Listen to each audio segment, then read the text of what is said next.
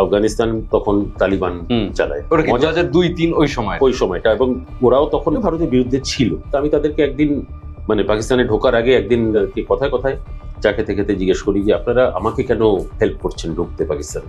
আমাকে বলছে দেখুন আপনি আমাদের শত্রু, কিন্তু পাকিস্তান আমাদের বড় শত্রু। মানে শত্রু আমার বন্ধু। আমার বন্ধু। মুষ্টিমেয় কিছু সাংবাদিক হয়তো এটা করেছে যে পাকিস্তানে তুমি গিয়ে অন্য নাম নিয়ে ছদ্মবেশে ছিলে, তুমি কি পরিচয় ঢুকেছিলে? যে লস্কর না, লস্কর চিনতো যে আমি সাংবাদিক, তো কিন্তু পাসপোর্টটা এই জন্য নেওয়া যাতে যদি এই সফরের মধ্যে যদি কোনো পাকিস্তানি আর্মির তরফ থেকে আমাকে ধরার চেষ্টা করে তাহলে আমি বলতে পারবো আমি পাকিস্তানি লোক। লস্করের ক্যাম্পেও ছিলে।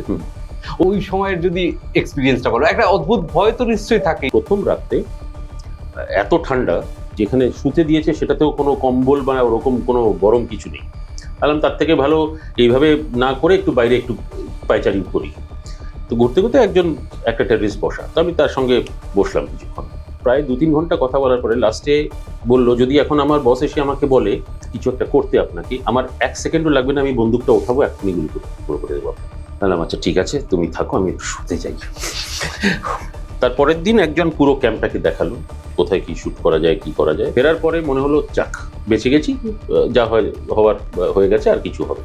কয়েক মাস পরে হঠাৎ শনিবার কি রোববার ছিল, অফিস থেকে বেরোবো দিল্লিতে, ব্যাগটা নিচ্ছি, হঠাৎ একটা ফোনটা তুললাম, বললাম হ্যালো, বললো আপনি অরিজিৎ সেন বলছেন? বললাম হ্যাঁ, বলুন কি ব্যাপার?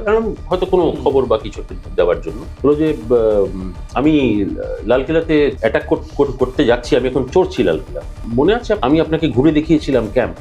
আমার তখন মনে হলো এখানে কি করে পৌঁছলো। বললো আপনি কভার করতে চলে আসুন। আশফাক নাম ছিল।